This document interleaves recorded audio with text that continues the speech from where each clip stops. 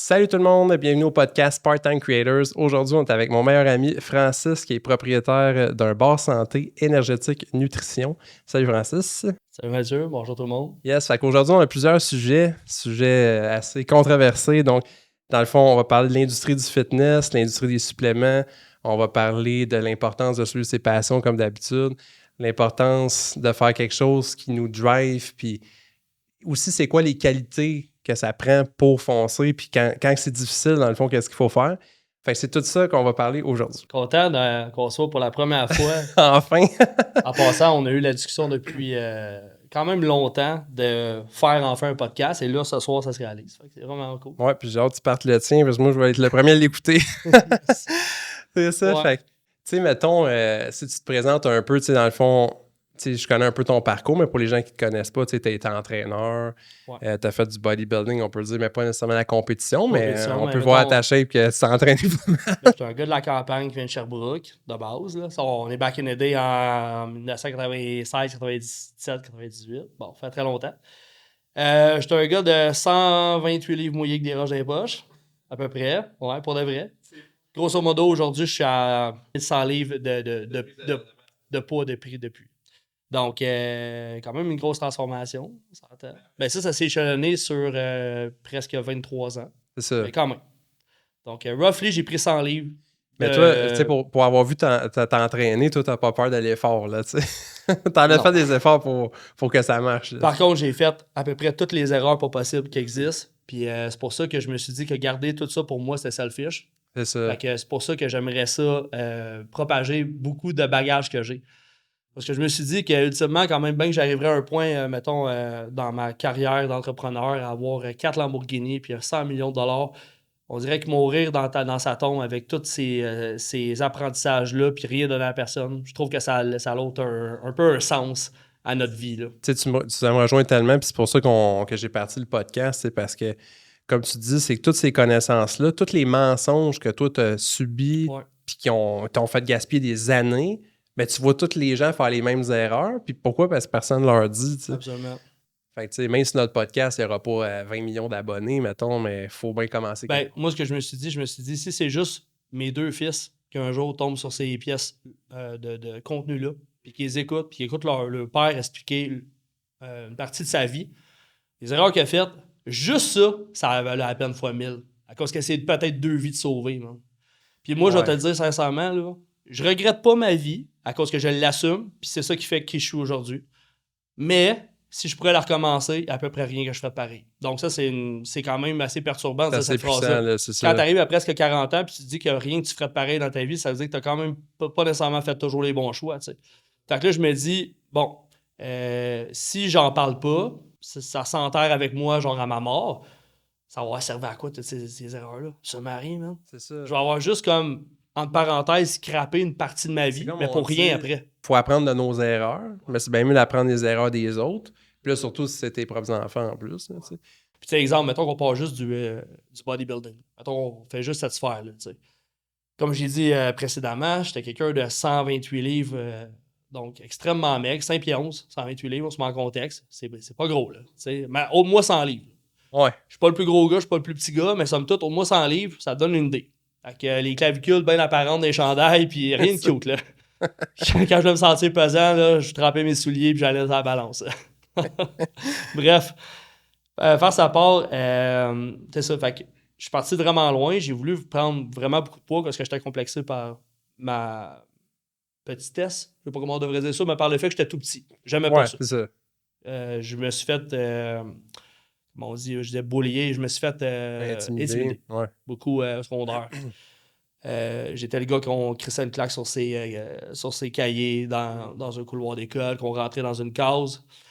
Puis à 128 livres mouillés contre un gars, exemple, qui en pèse 200 livres au secondaire, le plus gros gars de l'école, ben t'oses pas vraiment réagir. Fait que finalement, ben c'est juste, tu viens juste de montrer à tout le monde que t'es un beau steak saignant, puis il y a quelques loups autour qui ont faim, puis tu deviens ça pendant les quelques années au secondaire. C'était vraiment pénible pour moi. Fait qu'à partir de secondaire 5, j'ai commencé à m'entraîner. Sauf que ce qui arrive, c'est qu'à cette époque-là, les médias sociaux, Puis toute l'information existait à peu près pas. C'est ça. C'était vraiment T'allais voir inexistant. le plus gros gars du gym, c'est lui qui était la référence. Fait que c'est ça. Fait que dans ce temps-là, la seule et unique possibilité d'aller chercher de l'information, t'en avais deux. T'avais le propriétaire du gym, t'avais le gros gars du gym, puis souvent c'était le même, en plus. C'est ça. Souvent c'était le même. Puis t'avais des revues de culturistes, Muscle Mag, Flex, toutes ces vieilles revues-là, tu sais. Évidemment, avec le recul, j'ai découvert aussi qu'il y avait de leur côté l'utilisation de certains produits qui faisaient qu'ils étaient capables de prendre beaucoup plus de nourriture et que tout ça se convertisse de meilleure façon que quelqu'un qui est 100% naturel comme j'étais à l'époque. C'est ça. Donc, c'est ça. Fait que tout ça a fait un genre de beau petit désastre. Fait que j'ai pris beaucoup de poids, beaucoup d'eau, beaucoup d'inflammation. Évidemment, j'ai pris du muscle dans le processus, mais le ratio muscle-eau, inflammation, gras était vraiment pas bon. Là. Vraiment pas bon. Fait qu'à refaire, exemple, ce chemin-là, clairement que il n'y a pas une variable qui serait la même. Non, c'est ça. Mais exemple, juste ça, là, si je garde ça pour moi, là, ben, c'est selfish. Fait que c'est pour ça que je vais en parler, puis je vais essayer d'expliquer justement, du moins de parler de mon expérience. Puis si ça peut aider ne serait-ce qu'une ou deux personnes à peut-être pas faire les mêmes erreurs.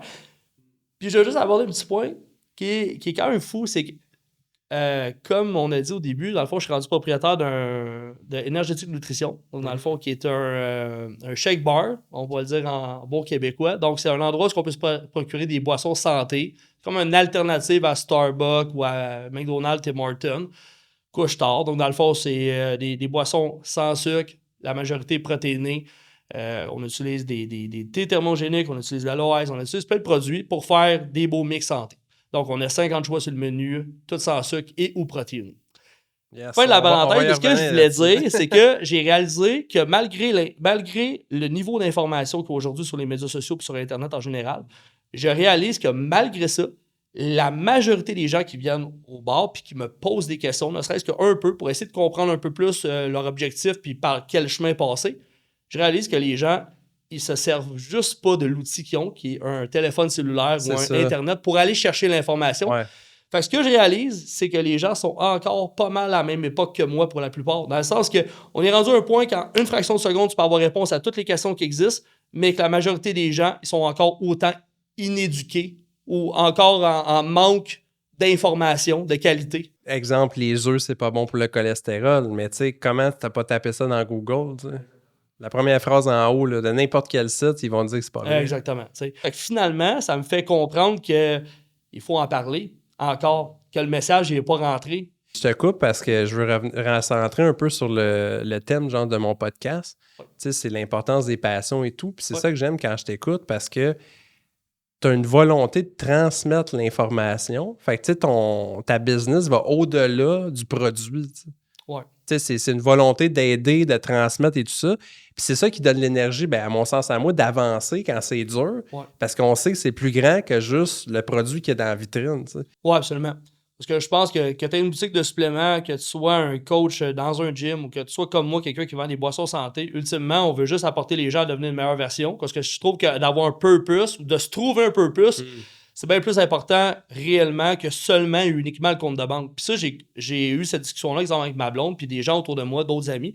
Puis je me disais, imagine que tu arrives à un point en entrepreneuriat, là, que tu as une maison avec 8 garages, 4 étages, tu as un jet privé, tu as une Lambo, tu as tout ce que tu veux. Puis tu as, mettons, on va dire 49 ans. T'en restes un petit bout, là.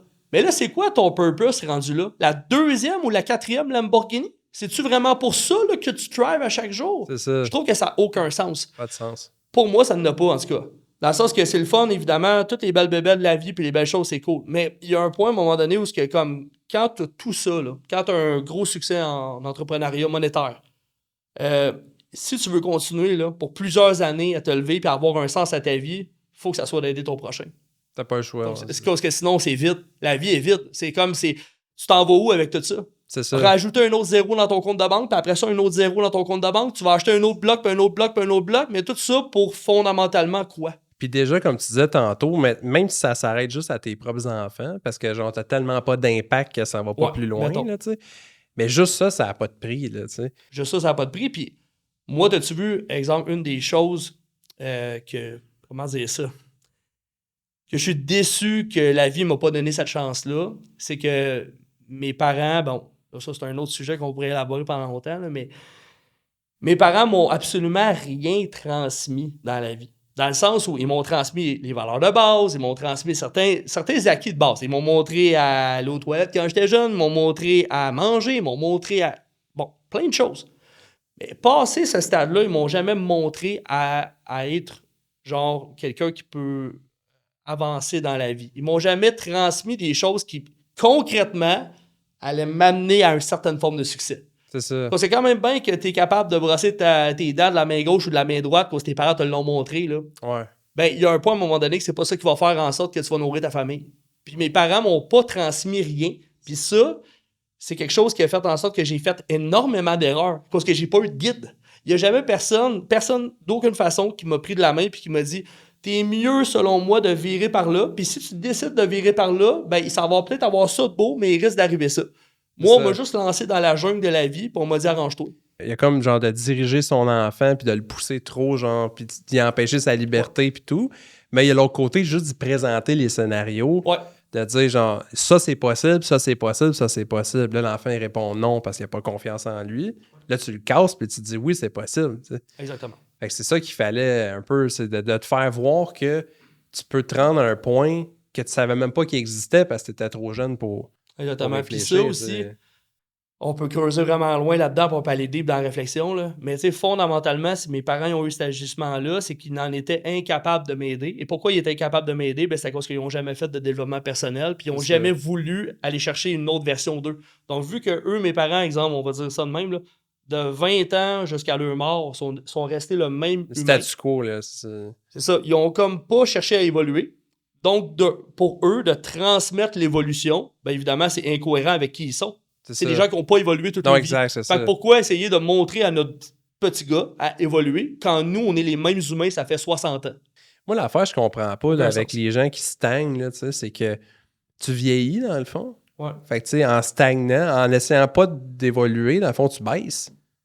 Ouais, parce que juste en vieillissant, ta mémoire est moins bonne, t'es moins rapide au niveau cérébral, ta condition physique, on n'en parlera même pas. À 40 ans, notre masse musculaire commence à descendre tranquillement. C'est ça, la testostérone baisse et tout ça. Fait que si tu es là puis tu veux pas avancer, mais à fond, tu recules. Là. À fond, ça n'existe pas être à la même place. Ça recule, dans le fond. Ouais, je pense qu'il y a un point qu'on recommence à reculer. À partir d'un certain âge, un certain point. C'est ça. Genre, la courbe d'évolution, exemple de mes parents, ça serait genre, ils sont partis comme ça, sont montés jusqu'à début vingtaine, sont restés sur une flatline pendant la majorité de leur vie. Puis rendus à partir de 40-45 ans, ils ont commencé à descendre vers le bas. Ben, c'est sûr. Puis moi, je le vois tout le temps parce que, tu sais, des fois, j'ai des clients qui sont plus âgés, je sais pas quel mot mettre. Mettons 45, 50, 55. Puis la technologie, c'est impossible. Et moi, à chaque fois, je dis, ouais, mais Grant Cardone, là, tu penses qu'il maîtrise pas son cellulaire, lui? Ouais. Tu sais, il fait du contenu, ou tu sais, Gary Vee, il fait du contenu, il domine la planète au complet. Tu penses, tu sais, qu'il est pas assez intelligent pour ouvrir un ordi? C'est toi qui se mets des barrières. Ça s'appelle l'impuissance apprise. Absolument. Ça, c'est un phénomène, là, on a déjà parlé, je pense, dans d'autres podcasts. Ouais. Tu sais, c'est le phénomène qu'on attache un éléphant avec une chaîne quand il est bébé. Puis la chaîne, dans le fond, quand il est adulte, il serait capable de la casser. Mais vu qu'il n'a jamais été capable quand il était bébé, il essaye même pas. Fait que c'est de se dire qu'on n'est pas capable avant même de commencer. Tu sais. Oui, absolument. Tu sais, fait que ça, c'est vraiment important là, pour vous qui écoutez ça là, en ce moment. Tu sais, moi, j'ai beaucoup de monde, je dis, regarde, tu vas faire ah, non, mais j'ai même pas fini ma phrase. Tu sais, je veux dire, arrête de te bloquer. Tu sais, c'est. Prends une respiration, à tête reposée. Est-ce que physiquement, déplacer ma souris, je suis capable? Bon, ben, si t'es capable, je vais juste te dire où cliquer. Puis une fois que tu vas le savoir par cœur, ben, tu vas avoir cliqué aussi vite que moi, tu vas le savoir par cœur où cliquer. Là. Absolument. Puis ça fait un petit lien un peu sur ce que je voulais parler de tantôt. Tu parlais de l'impuissance apprise. Ouais. Puis c'est en lien, ce que je veux dire, c'est dans le sens que, exemple, je parlais tantôt de certains clients qui viennent au bar, puis qu'en discutant avec eux, ben, ils ont certains objectifs. Que ce soit prise de masse musculaire, perte de poids. Puis, en posant quelques questions, je réalise qu'ils n'ont pas réponse eux-mêmes à certaines affaires très basiques. Et avec un iPhone, même le plus vieux des iPhones qui existent aujourd'hui, en une fraction de seconde, au bout de tes doigts, tu peux avoir littéralement réponse à tout. Ouais. On va dire tout là, avec une petite parenthèse, mais somme toute, on se comprend. Il n'y a rien que Google ne peut pas te répondre aujourd'hui en 2023-2024. Ben, ce que je trouve ça fou, moi, c'est que tu peux tomber sur des mensonges, mais eux autres, des fois, c'est tellement basic qu'est-ce qu'ils savent pas que la première phrase en haut, c'est la vérité. Là. Ouais, c'est ça. Oui, je suis d'accord que, tu sais, est-ce que tout le contenu ou tout ce qui se trouve sur Google, tous les liens sont bons? Peut-être pas. Ce qui me fascine, c'est de voir comment que les gens sont dans une incapacité d'être autodidactes, ne serait-ce que gros comme ça. Je trouve ça fascinant. Tous ces clients-là, là, ils ont tous l'iPhone 14 de l'année. Ils ont tout comme whatever. Ils ont la TV, ils ont le câble, ils ont l'Internet à la maison, l'Internet sur le frigo, ils ont tout. Puis ils sont même pas capables d'aller chercher de l'information aussi basique que genre est-ce que du fromage cottage c'est un produit laitier, là? Puis ils sont pas sûrs là, de la catégorie, tu sais. Tu sais, t'as été autodidacte à 100%, mais il y a un raccourci encore plus vite que ça. Ouais. C'est de demander de l'aide à quelqu'un qui est expert dans une affaire, puis il va te montrer les raccourcis.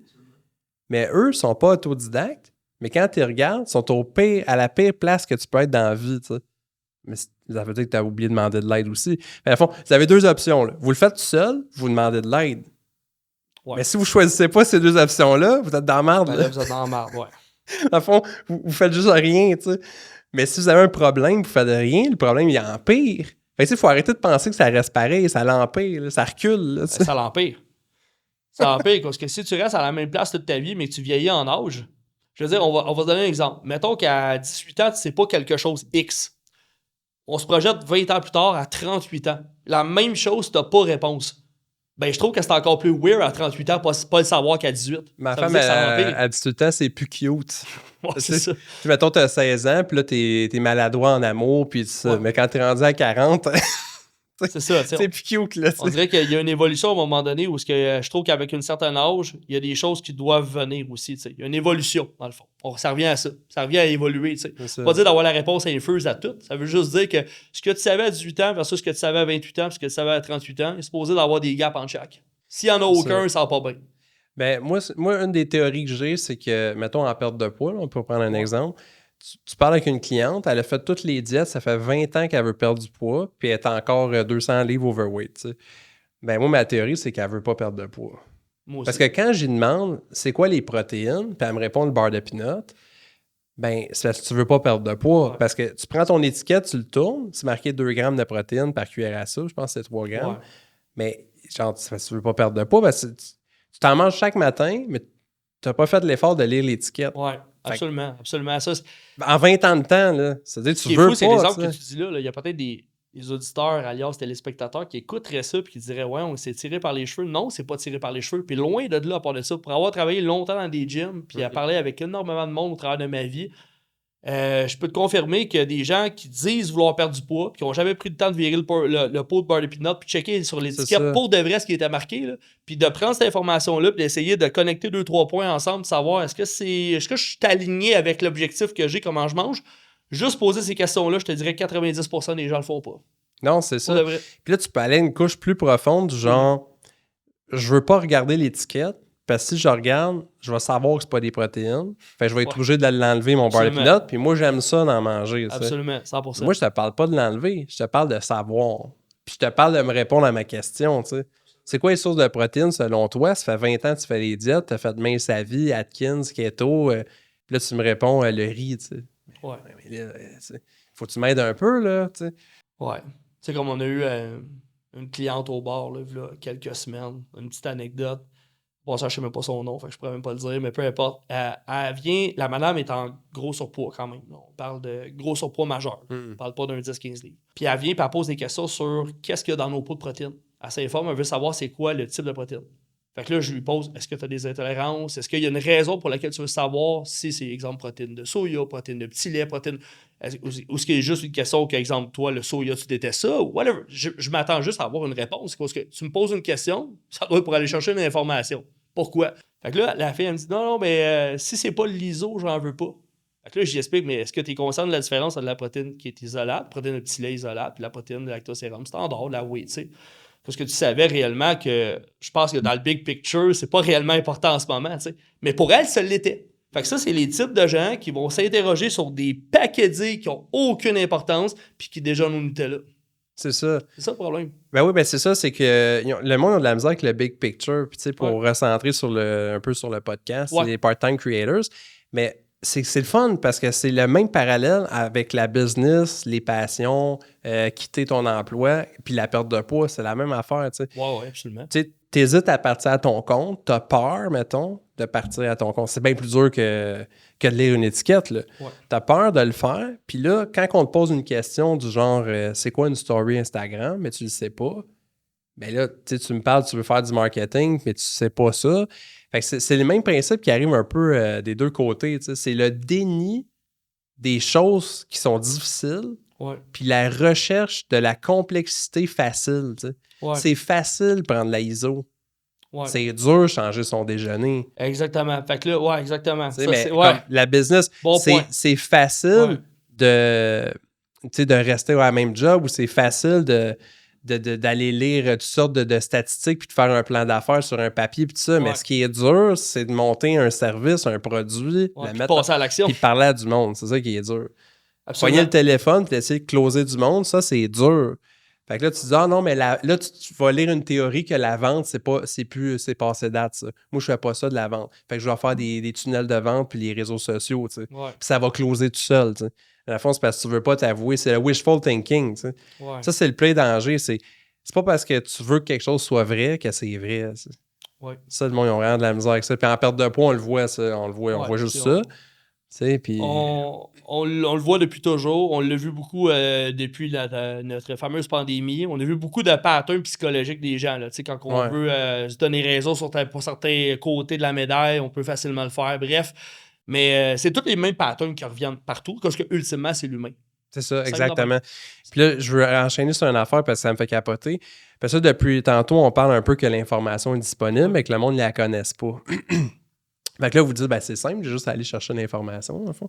Ben non, c'est ça. Puis là, je veux t'entendre là-dessus, parce que je suis sûr que tu vas avoir plein d'affaires à dire. Tu vas aller chercher l'information, mais là, tu vas tomber sur les mensonges de l'industrie.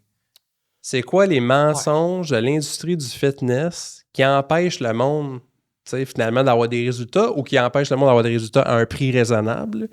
Parce que, tu sais, à un moment donné, il y a des limites. Wow, ça, c'est un hommage, je peux passer pendant 3 heures. Là, c'est ça, mais, tu sais, mettons par rapport à ce que tu fais, tu sais. Ouais. Ben, écoute, pour de vrai, je vais essayer de partir sur une ligne que je pourrais partir sur 10 en même temps, tellement qu'il y a du stock à dire là-dessus. Là. Mettons qu'on. Exemple. Moi, ce que je vends, dans le fond, ultimement, exemple, on vend des thés énergisants. C'est comme l'équivalent d'une boisson énergisante, OK? Comme un Red Bull Monster de ce monde. Sauf que c'est en version, dans le fond, qui est beaucoup plus santé. Donc, on utilise une des 5 sortes de thé qu'on a. Donc, on a du thé brésilien, du thé vert, thé à la pêche, thé aux framboises, bref. Bon. N'importe quelle forme de thé qu'on a. On met de l'aloès. Là, rendu là, jusqu'ici, on peut pas dire que c'est pas santé versus un Red Bull. Bon. Après ça, on utilise des poudres de saveur qui sont sans sucre. En passant, on a fait un test avec une cliente qui est diabétique, donc qui doit prendre qui doit faire des piqûres au niveau pour avoir son sang, son taux de sucre sanguin. Elle a fait le test avant, elle a fait le test après et flatline. Donc, parfait. On a l'absolu. On est 100% convaincu que les poudres sont sans sucre. Fin de la parenthèse. Tout ça pour dire qu'on vend une alternative santé. Puis là, il y a des gens qui vont se demander « Ouais, mais ça va-tu vraiment m'aider à me faire perdre du poids? » Puis là, ça devient comme si... Les gens se questionnent énormément sur le produit qu'on leur vend, savoir si ça va vraiment les aider, mais ils ne se posent aucune question sur 23h30 dans leur journée de tout ce qu'ils ont fait ou pas fait. Fait que ça, exemple, ben, ça a un lien un peu avec les mythes, c'est que les gens cherchent toujours soit un ennemi ou quelque chose. C'est à cause du mauvais drink que je perds pas de poids. C'est à cause du ketchup sur ma viande que je suis encore gras. Non, ketchup sur ta viande, on s'en contre-calisse. C'est pas ça le problème pour 99% des gens. C'est ça. Le problème, c'est beaucoup plus profond que ça. Puis les gens, ils vont souvent chercher genre, c'est-tu vraiment des poudres sans sucre, là? Hey, même s'il y aurait 10 calories de plus dans mon drink, là, c'est pas ça qui va faire en sorte que demain, t'es 20 livres de plus à la balance ou que tu vas perdre 10 livres. Exact. Fait que les gens se concentrent pas sur les bonnes affaires. Puis juste ça, on dirait que c'est pas exactement un mythe. Je débunk pas un mythe, mais c'est juste que c'est quelque chose que j'ai observé. Que les gens sont toujours en train de fixer sur un petit détail anodin. Puis tout le big picture de ce qu'ils font dans leur vie, ils n'ont jamais compté le nombre de pas qu'ils font. Ils n'ont jamais checké s'ils dorment plus que 5 heures d'une nuit. Puis on parle même pas de la qualité du sommeil, là, on fait juste parler de... Bon. C'est ça. Bref, ça, c'est quelque chose que j'ai remarqué. Mais si, mettons, on parle des... Je dirais que ce qui se passe, malheureusement, c'est qu'il y a beaucoup de compagnies, ultimement, qui veulent vendre des produits pour faire des sous, ce qui est tout à Ouais. fait correct. Sauf que souvent, il y a des mensonges qui viennent derrière ça. Je nommerai pas le nom de la personne qui a dit cette information-là, mais bon, un très bon entraîneur reconnu a mis de l'avant l'information qu'à peu près 70-80% de tous les suppléments qui se trouvent dans toutes les grandes chaînes confondues, sur tous les sites Internet confondus, n'avaient pas réellement de réelles études qui backent réellement leur, le purpose pour lequel ils existent. Là. Donc, on peut s'entendre que ça veut dire que 70% de ce que tu vois dans une boutique de suppléments a plus ou moins raison d'être là, grossièrement dit. Donc, ce que ça veut dire, c'est que la perte de poids, c'est pas juste les suppléments. Là. Dans ça, ça veut dire parce qu'il y a 30% de ce que tu as dans un magasin qui peut réellement t'aider, et ça pour une petite partie. Là. Puis le reste, ben, c'est tes habitudes de vie. Mais les gens, ce qu'ils magasinent, c'est le fat burner. Ouais, c'est ça qu'ils veulent. Le nouveau fat burner avec le gars plein de veines dessus ou la fille qui fait du squat en legging, c'est ça qu'ils veulent. Exact, c'est ça. Fait que ça, c'est quelque chose qui persiste, qui est là depuis toujours, puis je pense qu'il va être là pour toujours, parce que l'être humain cherche toujours le chemin le plus court. C'est ça. Puis toi, qu'est-ce que tu vends, mettons, ça s'inscrit, mettons, dans quel stade, mettons, d'un processus? La personne, mettons, elle mange 3 pizzas par jour, puis là, elle se décide de se prendre en main, mais là, les premières étapes, c'est, mettons, arrêter de manger 3 pizzas par jour. Ouais. Puis là, à un moment donné, elle se dit, ben, j'ai goût de manger quelque chose, tu sais, pour me stimuler, pour que ça soit le fun aussi, là, tu sais. C'est quoi, toi, ça s'inscrit où, mettons? Bon. Mettons qu'on va faire un avatar client. Donc, Lucie, comme on dit, madame 50-55 ans, qui s'entraîne pas ou très peu, ou du moins ça fait très longtemps, puis qui a un bon surpoids. C'est quoi les étapes réalistes pour une personne comme ça? C'est sûr que si tu vas lui parler de techniques d'hypertrophie avancées dans un gym avec des gros gorilles qui s'entraînent, ces stéroïdes, probablement tu viens de la perdre, puis elle va jamais avoir des résultats. À cause que juste par la gêne, elle voudra juste pas aller dans un environnement comme ça, puis que je peux quand même comprendre aussi qu'il a le malaise. Malheureusement, parce qu'on a encore une culture de gym des fois un peu toxique, il y a des gens des fois qui jugent, donc je comprends. Par contre, qu'est-ce qu'on fait? Ben, premièrement, moi je dirais, avant d'aller dans quelque chose de compliqué, genre, puis de commencer à compter tout ce que tu fais, puis sortir ta balance, fais juste commencer par faire un peu des meilleurs choix sur des petites habitudes que tu as. Aussi ridicule que tu bois 3 cafés par jour. Essaye d'en couper un, puis dans les 2 autres, mets 3 crèmes de moins. Commence ça. Garde-le. Tu prenais du Pepsi tout le temps le samedi soir, ben prends un verre de Pepsi, puis le reste, prends de l'eau gazéifiée. Aussi simple que ça. On peut pas vous donner de réponse, parce que dans le fond, il y a juste la personne qui sait quel défaut qu'elle a en ce moment, puis c'est où que c'est... Tu sais, commence par ce qui est facile, dans le fond. Oui. Ce que je trouve qu'une personne devrait faire qui est réaliste puis que vraiment, je pense qu'il va vraiment sincèrement donner des résultats, c'est que si on part du prémisse que pour que ça donne des résultats à quelqu'un, il faut que ça soit qu'il y ait une constance et une pérennité dans le temps. Parce que le meilleur programme d'entraînement appliqué pendant 2 semaines vaut 0. On est tous d'accord là-dessus. La meilleure diète faite pour toi par les 8 meilleurs nutritionnistes de la planète, suivie pendant 2 semaines, ça vaut que dalle. Basé sur ça, on oublie les diètes compliquées, on oublie le keto, on oublie le paléo, on oublie tout ça. Fais juste arrêter de mettre 12 crèmes dans ton café le matin. Commence par ça. Après ça, fais juste commencer par slacker ta liqueur la fin de semaine. Puis pour ceux qui en boivent la semaine, ben essaye de commencer par dire je vais arrêter la semaine, puis je vais en prendre juste la fin de semaine. Commence par garder ça pendant 2 mois, là, puis déjà là, tu viens de flusher 20 livres. Exact. Simple de même, là. On n'a même pas parlé de brocoli encore. On n'a même pas parlé d'aller s'entraîner puis lever des poids. 2 petites habitudes comme ça, là. Puis déjà, ça peut être massivement... Ça peut avoir un gros impact pour certaines personnes. Là, je te parle de la personne qui prend 6 crèmes dans un café 3 fois par jour. Là, je parle juste... On fait juste une mise en situation. Mais je suis à peu près sûr qu'il y a des personnes qui peuvent nous écouter qui doivent se dire soit je connais quelqu'un ou je suis comme ça moi-même. Ça, puis moi, ce que j'aime aussi des produits que tu vends, c'est que ça goûte bon, tu sais. Fait que je trouve que la transition, tu sais... Mettons, je suis habitué de boire du Pepsi. Là, j'enlève. Mais ça, enlever, c'est dur parce que c'est négatif, tu sais. Mettons, manger plus de légumes. On dirait que c'est plus le fun parce que c'est ajouté, tu sais. J'ajoute. Mais là, mais qu'est-ce que je vais boire, moi, le soir, tu sais, j'enlève. Ça. Nous, ce qui est intéressant, c'est qu'on a 34 saveurs différentes, dans le fond, des poudres de saveurs qu'on fait nos thés énergisants et nos boissons. On en a 34. Mais si on les combine ensemble, ça fait plus d'1 millier de possibilités différentes de combinaisons. Donc, on peut faire à peu près des drinks à l'infini. Donc, on est à peu près la seule endroit, du moins dans les seuls endroits au Québec, où est-ce que tu peux avoir autant de variétés de de produits sans sucre, de drinks sans sucre, de drinks protéinés, on est de loin la place où il y a le plus de choix. De base, dans le menu, il y a déjà 50 alternatives. C'est déjà beaucoup. Tu peux pas te tanner, dans le fond. Donc, déjà, faire le tour du menu, il faut que tu viennes vraiment souvent pendant longtemps. Puis après ça, ben nous, on a des nouveautés qui s'installent à toutes les 2 semaines. 2 semaines à 1 mois, on sort toujours un nouveau drink. Il y en a un qui est retiré, on en remet un nouveau. Donc, faire le tour et être tanné de venir, ça va falloir que tu sois un bon client pour ça. Fait une affaire qui est intéressante pour nous, justement, c'est que les gens, souvent, qui vont tomber dans un processus de perte de poids, ils trouvent ça dur parce qu'il faut qu'ils enlèvent sans nécessairement remplacer. Fait que là, comme tu vas leur couper 2 cafés par jour, puis dans le café qui reste, ben là, il ne faut plus qu'ils mettent de sucre, il ne faut plus qu'ils mettent de crème ou qu'ils en mettent juste tout. Après ça, ben, ils prenaient de la liqueur à tous les jours, ben là, c'est 1 verre le samedi, pas plus. Là, t'enlèves, puis là, plus que tu sers, puis tu presses, à un moment donné, plus que ces gens-là, beaucoup, vont complètement abandonner. Tandis qu'exemple, nous, ben, tu peux passer de venir te prendre un thé énergisant, puis ça va avoir absolument aucun impact, mais absolument aucun. Voir qu'à la limite, tu vas avoir un peu les bienfaits de l'aloès puis du thé.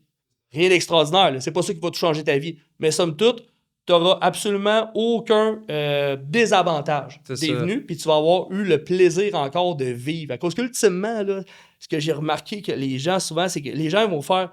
Ça les bloque d'aller dans une perte de poids parce qu'on a l'impression de ne plus profiter de la vie. La fameuse phrase « je profite de la vie ». C'est ça. Ben, tu vas pouvoir profiter de la vie chez nous. À cause qu'il y a une 50aine de choix disponibles. Fait que juste faire le tour du menu, tu vas avoir le temps de profiter rien qu'en masse, mais ça, sans aucun compromis sur tes résultats, si c'est ce que tu souhaites. C'est ça. Puis c'est important parce que le monde, il pense tout le temps que perdre du poids pour être en santé, ben, ça signifie que ça goûte pas bon, puis qu'il n'y a pas de plaisir, puis tout ça. Ouais.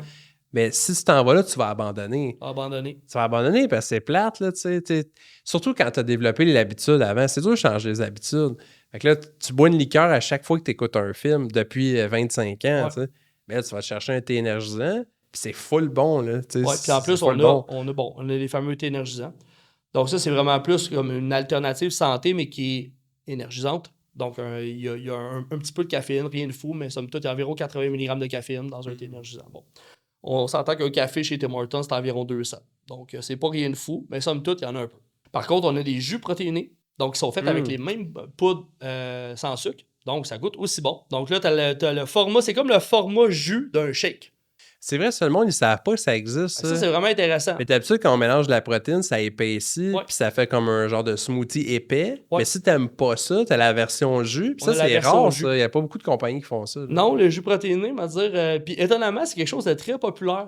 Quelque chose que je m'attendais à ce qu'il soit comme un peu plus underground, parce que jus protéiné, c'est un peu moins connu du grand public.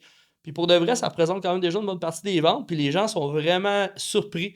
À cause que souvent, comme quand tu prends... Il y en a des versions de jus protéiné prêt à boire. Souvent, il y a une espèce de petit arrière-goût de protéine. Ça goûte la craie. Comment? Ça goûte la craie. Ouais, qui est un peu moyen.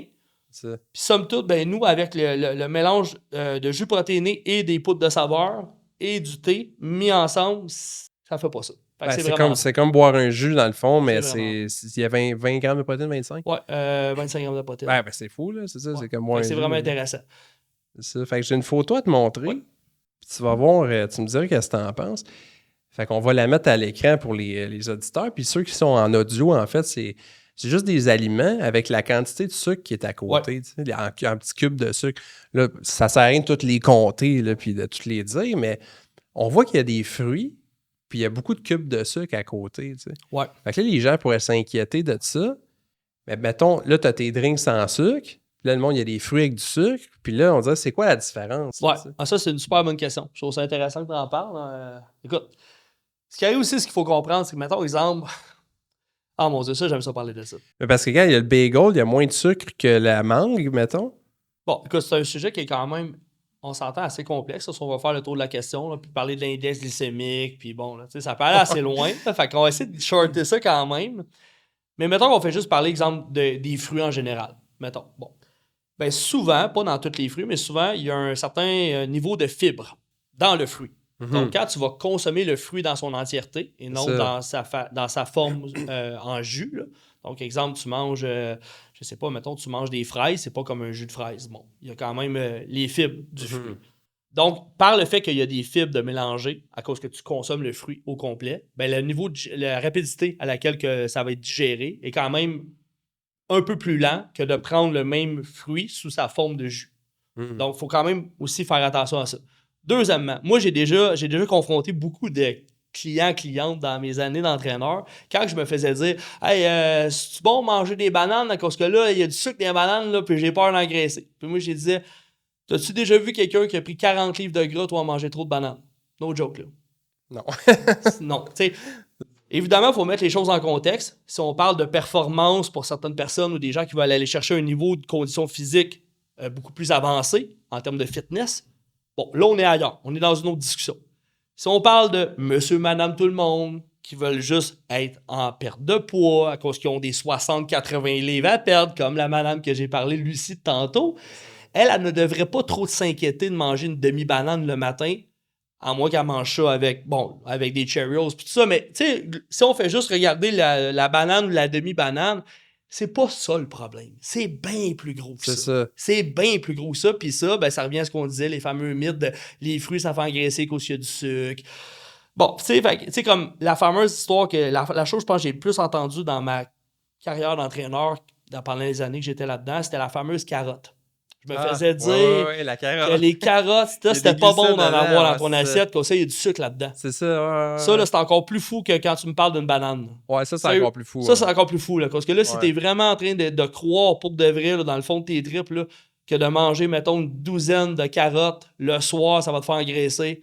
Wow! On a de la job à faire. Ce que je comprends pas, c'est qu'il y a les deux extrêmes. T'sais. D'un côté, il y en a de la carotte, ça fait engraisser. Puis l'autre côté, c'est super bon. Je prends un grand verre de jus d'orange tous les matins. Oh my God, ouais. Mais là, les deux, comment il y a deux extrêmes coexistent ensemble? Ouais. Le fameux jus d'orange le matin. Oh my God. Ça aussi, c'est un gros mythe. Dans le fond, oui. On parlait de mythe tantôt. Là. C'est les compagnies de jus d'orange qui ont inventé ça. Ça, dans le fond, là, j'ai regardé, j'ai pas étudié la chose de long en large, mais somme toute, pour des documentaires que j'ai écoutés dans ma vie, tu sais, le fameux déjeuner, le breakfast qu'on a standard là, en Amérique, là, qui est fameux genre 2 œufs, bacon, jambon, toast, jus d'orange, machin truc, là, qu'on a dans toutes les coras de ce monde, là.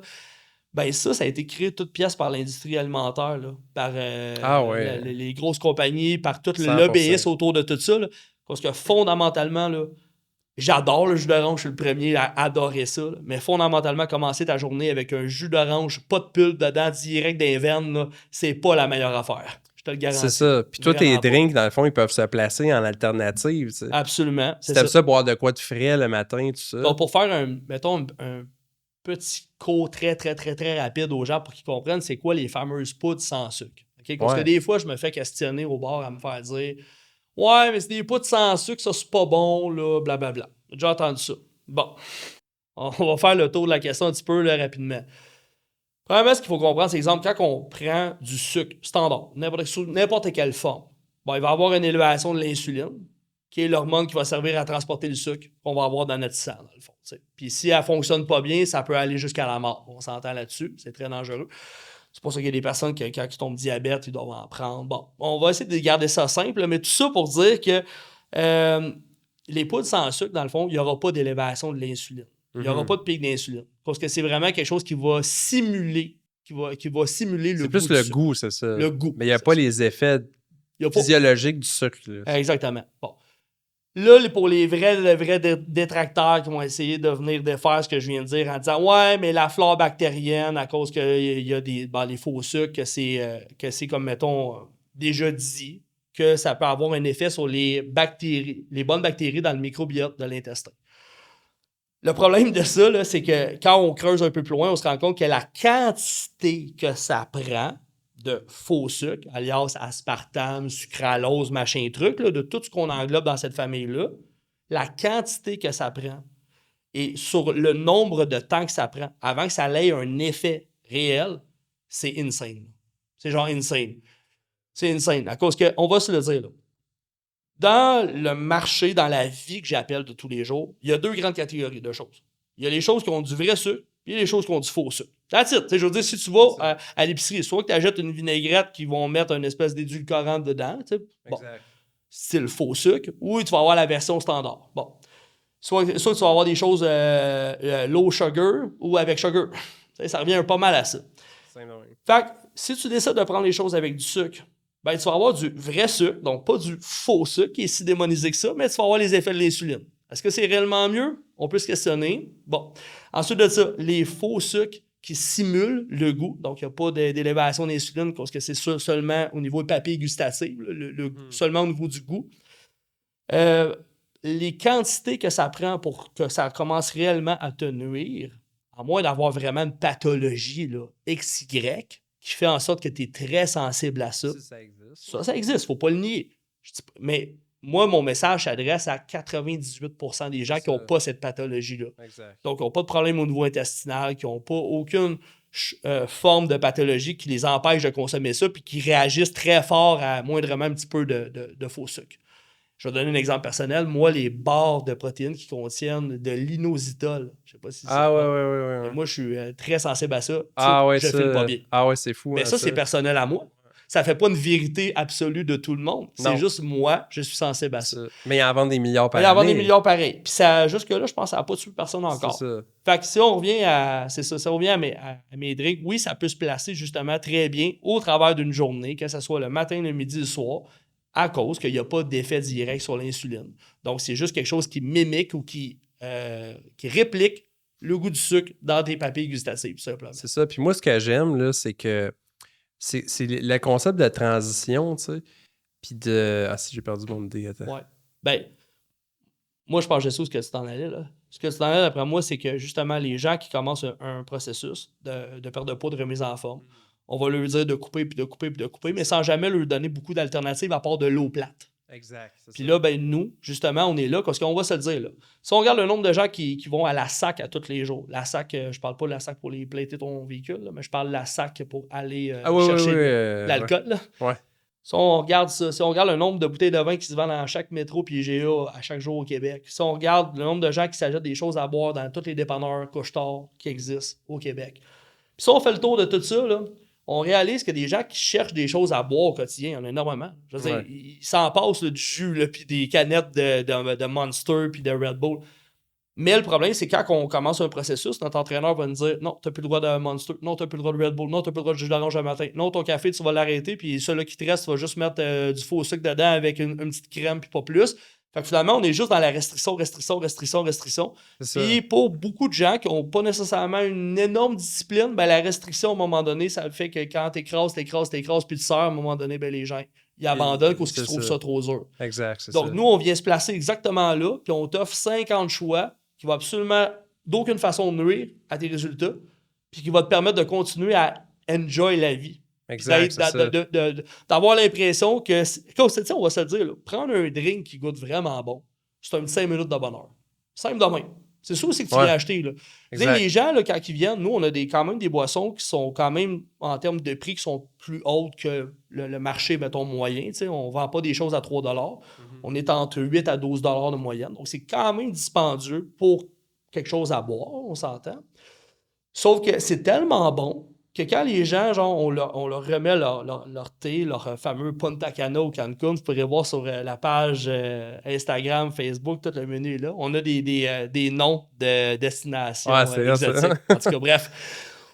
Quand on leur donne leur Cancun ou leur Punta Cana, puis qu'ils prennent la paille puis qu'ils la mettent dans leur bouche, là, ben, je vois toujours un méga sourire. C'est ça. À chaque fois que je vois des gens qui sont vraiment heureux, puis je sais que les gens, fondamentalement, dans la vie de tous les jours, on s'entend, on est stressé, on est fatigué, on est écœuré, on est blasé de 1001 problèmes. Puis quand tu viens au bar puis tu viens t'acheter ton drink dans la semaine, puis quand tu le bois, ben c'est un petit 5 minutes de bonheur que tu te payes pareil. Parce que c'est vraiment bon. C'est vraiment bon. Puis je pense que tu peux confirmer quand même. Ah ouais, c'est vraiment bon. Ça goûte bon, là, c'est ça. Honnêtement, là, c'est... Puis ça ressemble à rien d'autre.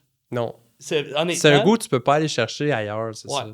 Fait que je pense qu'au-delà des gens, justement, qui se sentent restreints à cause qu'ils se font dire par leur ami, beau-frère, entraîneur, coach ou sur Internet, prends pas ci, prends pas ça, ça c'est pas bon, ça c'est pas bon, ça c'est pas bon. Fait que là, finalement, à un moment donné, tu te ramasses avec un melon d'eau puis un verre d'eau, hein, comme on dit. Exact, c'est ça. Fait que là, ce que ça fait, c'est que l'adhérence des gens dans un processus devient vraiment dur parce que les gens, à un moment donné, ben là, c'est poulet, t'as pas le droit de mettre du ketchup dessus, tes brocolis, il faut qu'ils soient bouillis. Fait qu'à un moment donné, pour plusieurs personnes, ça devient dur. Puis nous, ben, je trouve qu'on rentre exactement sweet spot dans le processus où est-ce qu'on a encore du plaisir à vivre, puis tu as du plaisir dans le processus. Ça, c'est l'affaire plus importante pour abandonner. Puis justement, Absolument. tu sais, j'ai une question, mettons, pour l'audience. Puis Ouais. dans le fond, je vais raconter une histoire. Puis après ça, je vais vous inviter à répondre. Vous pouvez répondre dans votre tête. Mais tu sais, mettons, j'ai une cliente. Je travaille au Nautilus. Je suis nutritionniste. Fait que là, on essaie de faire des changements d'habitude de vie. Elle a des rages de sucre.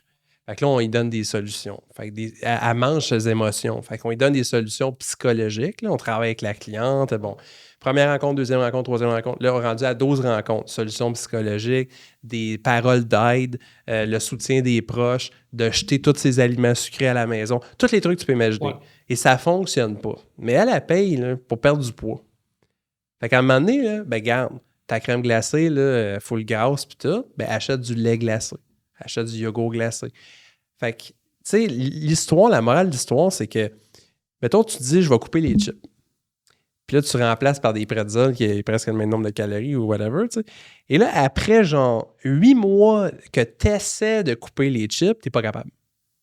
Ouais. Mais là, il faut que tu perdes du poids pour ta santé, ton apparence physique, ton estime de soi. Fait que pourquoi pas prendre des chips cuites au four, genre? Ouais. Tu sais que là, tu vas sauver un peu de calories, mais au moins, tu vas perdre du poids. Puis peut-être que ta perte de poids va t'encourager justement à aller couper les chips après parce que tu vois que ça marche. Parce que j'ai remarqué en étant entraîneur pendant plusieurs années, j'ai remarqué qu'une phrase qui revenait souvent des gens, des femmes comme des hommes, mais peut-être encore plus des femmes, je dirais, c'est je sentais que les gens trouvaient ça vraiment painful de tomber dans un plan alimentaire, alias diète, à cause que les gens se sentent énormément restreints, puis je trouve que qu'est-ce qui est commun dans la majorité du mindset des gens, c'est que la vie, il faut en profiter. Puis là, les gens ils ont l'impression qu'ils ne profitent plus. Fait que là, s'ils commencent un processus, ils vont dire « Ouais, mais là, comme l'été arrive, puis là, les terrasses, puis là, je peux pas profiter, je peux pas aller voir mes amis, je peux pas aller manger sur une terrasse, je peux pas faire de barbecue. » Donc, c'est quand je disais tantôt que plus qu'on sert, plus que ça porte à l'abandon. C'est ça. Ben, justement, nous, ben, on est là pour que l'été, justement, tu peux t'en prendre un drink. Mais justement, ceux qui ne savent pas, mais on peut aller s'asseoir puis tout, c'est full beau là, dans son bord. Là. On mettra des vidéos par-dessus pour vous montrer. Ouais, on a déjà une dizaine de places assises, on a un beau fauteuil dans le fond, on a même une table pour travailler pour les personnes qui veulent, exemple, amener le laptop, on a le Wi-Fi gratuit, rapide. Donc, c'est quand même intéressant. C'est vraiment, oui, à la base, on est quand même plus un take-out. Les gens rentrent, ils viennent chercher leur boisson, partent, mais on a quand même beaucoup de place assise. On peut profiter, puis tu mets de la musique, puis tout ça. Fait que c'est important parce que si tu mettons avec tes amis, là, si t'encourages, puis tout ça, tu peux dire à tes amis, hey, on essaie une nouvelle place au lieu d'aller sur la terrasse avec de l'alcool. Puis là, ils les amènent là-bas, mais ils vont avoir du fun, il y a de la musique, ils vont jaser, puis il y a une belle ambiance, puis tout. Puis il y a une affaire aussi très importante qu'on n'a pas beaucoup parlé encore à date, là, dans les choses qu'on a à vendre, c'est nos fameux frappés protéinés et nos cafés protéinés. Donc ça, c'est vraiment important. Non. Les cake pop. Les cake pop. Ça, c'est bon. Ça c'est vraiment bon passant. Gâtez-vous quand on en a pas souvent, c'est vraiment malade. Ça, c'est bon, ça. Mais t'as-tu vu? Ouais, on va faire une petite parenthèse sur nos fameuses pâtisseries santé. Mais est-ce que c'est à cause que c'est marqué pâtisserie santé que de manger des Rice Krispies protéinés matin, midi, soir va te faire maigrir? C'est pas ce qu'on a dit. On a juste dit que c'était un petit plaisir momentané, une fois de temps en temps, que tu peux intégrer, justement pour profiter, pour pas avoir l'impression que ta vie, c'est juste rendu du maudit poulet plate. C'est là que ces petites pâtisseries-là, faites avec des ingrédients de qualité, mais qui ont quand même du vrai sucre. Je veux dire, si on met du chocolat, c'est du vrai chocolat dessus, mais c'est du chocolat noir, puis il n'y en a pas beaucoup. Fait que pris aléatoirement, à gauche puis à droite, quand que le big picture est là, ça passe comme de l'air. Puis c'est ces petits plaisirs-là qui vont faire que tu vas maintenir ta diète toute ta vie. 100%. Puis, je voulais revenir pour les fameux cafés protéinés, shakes protéinés, nos frappés protéinés, shakes protéinés pour le commun des Québécois. Là. Je m'étais filmé en passant au service au volant chez Tim Hortons. Okay? Moi-même. Okay? Puis, je voulais montrer, dans le fond, la raison du vidéo, c'est que je voulais montrer aux gens comment que prendre le temps de réfléchir sur ces petits choix au quotidien va avoir un huge impact sur, exemple, notre perte de poids, notre remise en forme, alias notre santé générale. Puis là, ce que j'avais tout simplement montré, j'avais pris une photo avec mon cellulaire des biscuits qui étaient mis sur le menu numérique est dehors, là, qui est illuminé. Bon, j'avais tout simplement pris une photo des biscuits. Il y avait biscuits Oreos, il y avait biscuits genre pépites de chocolat. Bon, tous les classiques. Puis c'était marqué les valeurs nutritives à côté. Un simple biscuit. Ah ouais. Un simple fucking biscuit gros de même, OK? Puis on parlait là, que entre le plus et le moins calorique, là, on était entre 250 à presque 400 calories le biscuit. C'est insane. Pour le monde à la diète, c'est un repas complet. C'est insane. Là. On est tous d'accord qu'il se mange en 3 bouchées. Puis t'as faim encore après. 3 bouchées, puis t'as tout faim après. Puis on est tous capables d'en manger 6-7 facile. Que tu sois une petite fille de 120 livres, que tu sois une grand-maman de 88 ans, on est tous d'accord que manger 5-6 biscuits du Tim Hortons, on est capable. On est tous capables. Bon. Fait que là, ce que je montrais aux gens, je dis, mettons exemple que le matin, vous avez l'habitude de prendre un café avec un biscuit au Tim Hortons, chaque matin. Comme tous les gens qu'on voit dans tous les driveways de Tim Hortons. Bon, vous êtes habitué de faire ça. Est-ce que vous avez déjà pris le temps, une fois dans votre vie, de vous arrêter et de compter sur un mois comment de calories que c'est votre fameux biscuit, sur un mois? Puis après ça, de le multiplier par 12 pour voir dans votre année l'impact d'un seul biscuit par jour. Un seul. Puis moi, j'avais fait le calcul. Tu l'as fait? Je me demandais le faire. Là. Ouais, tu l'as fait. On pourrait le faire live, là, juste pour avoir les chiffres plus exacts. C'était quoi, 200? Ben, mettons qu'on fait un average à 300 calories le biscuit. 300 calories. Juste pour le fun, parce qu'il y en avait à 250, puis il y en avait qui étaient à 380 calories. Fois 365 jours, quoi? Ouais. Mettons qu'on fait fois 365 jours. Divisé par 3500. Fait que c'est 30 livres de graisse. Dans le fond, c'est... Pour ceux qui ne savent pas, dans le fond...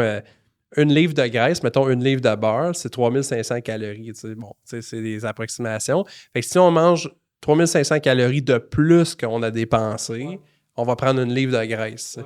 Fait que là, si le biscuit est un excédent, ben à la fin de l'année, ça donne 30 livres de gras. Là. Fait que là, je ne sais pas en ce moment ce que vous vous dites dans votre tête quand vous écoutez ça, mais si ça n'a pas, ne serait-ce que juste un peu, fait un petit reality check de faire comme « Oh shit, OK, c'est solide. » Là, on parle d'un seul biscuit qui est hyper banal, qui se mange à peu près en 30 secondes, c'est pas 20 secondes quand t'as faim, puis qui peut cumuler sur 12 mois de façon très théorique, là, mais ça donnerait un calcul qu'on approcherait le 30 livres de surplus de poids, de gras, de prix dans une année, si ces calories-là ne sont pas dépensées. Là, on met un contexte autour, là, mais c'est ça. Si on fait un excédent de calories d'un seul biscuit par jour, sur 12 mois, on est à 30 livres overweight. C'est quand même perturbant, là. Tu sais, la morale de l'histoire, c'est quand vous arrivez à quelque part, un restaurant, un menu ou quelque chose, si vous fermez les yeux puis vous faites inimagimo puis vous pointez sur le menu, vous pouvez vous retrouver avec un surplus puis vous n'avez même pas idée parce que, tu sais, moi, j'étais un nutritionniste, fait que je faisais juste checker ça. Puis, tu sais, mettons, au Boston Pizza, dans le temps, je pense que l'assiette n'existe plus, là, mais il y avait le spaghetti carnivore, je sais pas quoi, là. L'assiette était 1,7 kg. C'est ça qui était marqué dans le menu. 1,7 kg, genre, ça n'a pas de sens. Puis c'était genre, je pense que c'était 2400 calories. Une affaire dans assiette. Ouais, 1780, je pense, une affaire dans c'est une journée complète dans une assiette. Mais si vous n'avez pas regardé, puis ça, tu sais, faut pas se voiler la face. Tu sais, des fois, mettons, la brochette de poulet au Saint-Hubert, elle est marinée dans l'huile, puis elle a plus de calories que la cuisse, là, tu sais. Ouais. Avec la peau. Absolument. Fait que là, si t'enlèves la peau, c'est la cuisse, t'as à moitié moins de calories que la brochette de poulet. Mais si tu regardes pas, tu vas te faire avoir. Ben, c'est pas parce que ça a l'air santé que ça l'est, parce que c'est pas la sauce qu'ils ont mis dessus, tu sais. On parlait tantôt, je sais qu'on va un peu de gauche à droite, mais c'est pas grave. On explore plein de sujets, puis c'est cool. Les fameux mythes qu'on parlait tantôt, les mythes alimentaires, les mythes du marketing alimentaire, tout ça. T'sais. Les fameuses, tout ce qui est n'importe quoi, puis tu mets le mot bio à côté. On n'est pas en train de dire que la chose X qui est bio, que c'est pas bon. C'est pas ce qu'on dit. On dit pas que c'est pas bon. C'est juste qu'il faut comprendre que quand on rajoute le mot bio, qui est biologique, organique, comme ça, comme tu veux, là, à côté de biscuits biologiques ou whatever biologique, là, à part si on parle de fruits, là, mais mettons qu'on parle plus de produits transformés, là, genre bon. C'est juste que ça augmente la qualité intrinsèque du produit. Fait que si c'est un biscuit, puis c'est un biscuit biologique, ben ça veut dire que la farine qui a été utilisée pour faire ton biscuit, ben c'est une farine biologique. C'est ça. Bon, grosso modo, c'est ce que ça veut dire. Mais après ça, là, c'est la même affaire. C'est un biscuit, c'est ça. C'est un simple biscuit. Puis ça, c'est une affaire de fou, de marketing alimentaire de fou. Puis comment de fois j'ai entendu ça par plein de gens dans ma vie, autant des clients au bar, des clients avant quand j'étais coach, autant des gens dans mon entourage qui me disaient « Non, mais j'ai acheté telle affaire, genre c'est marqué dessus, c'est vraiment bon, mais c'est bio. » Puis les gens me disent ça avec beaucoup de conviction. Ouais. Puis je dis pas ça, genre, je parle pas de ça condescendamment envers les gens. J'essaie juste justement d'être là pour éduquer puis essayer de donner une autre perspective sur ta réflexion, tu sais. C'est pas à cause que c'est marqué bio que tu vas avoir des belles fesses bombées pas de cellulite, puis c'est pas à cause que c'est marqué bio que ta bédaine elle va diminuer d'un trou de ceinture. Exact. C'est juste ça qu'il faut comprendre. C'est juste biologique. Il faut comprendre que la planète, c'est juste du marketing. Si tu payes, c'est juste du marketing. Fait qu'est-ce qui est marqué, c'est juste du marketing. Si c'est pas genre des épinards, puis une pomme, puis une carotte, ben le reste, c'est du marketing. Dès qu'il y a un packaging, c'est du marketing. T'sais. Ouais, c'est ça. Fait que si on met le mot bio gros de même, c'est parce qu'ils veulent que tu l'achètes. Fait que là, il faut que tu utilises ta logique en lisant les ingrédients, puis en regardant. Tu sais, comme, mettons, des chips bio. Ça existe pour de vrai. Oui. Mais fondamentalement, oui, la patate a été cultivée dans un champ, dans un environnement, sans pesticides. Right? OK, parfait. Mais si tu prends 2 bols au lieu de 1, ben c'est pas bon. Hein. Exactement. C'est ça. Puis en plus, ce qui est encore pire, je dirais, de ce marketing alimentaire-là, c'est qu'il y a comme 2 scams dans un. T'sais. Le scam intrinsèque de genre ta chip biologique, es-tu vraiment meilleur intrinsèquement, genre en termes de genre pas te faire engraisser ou non? On vient de répondre à la question. Mais il y a le deuxième scam aussi que les gens, psychologiquement, en achetant des choses, genre le fameux sac de chips bio, se sentent beaucoup moins coupables d'en consommer. Ton fameux sac de Ruffles, là, tu le sais, ton bon vieux sac de Ruffles, pas bio, là, lui du couche-tard, là, tu le sais qu'il est pas bon pour ta santé. Fait que, mettons, rendu à moitié, tu vas dire comme, bon, si t'es sage un peu, tu vas arrêter. Mais celui-là qui est marqué, genre, t'es Miss Vicky bio, machin truc, que t'as acheté au avril, là, ben ça, tu te claques le sac d'1 kilo au complet. Mais ça, c'est un peu, tu vas au Subway, puis comme je vous dis, il faut checker vos affaires. Là.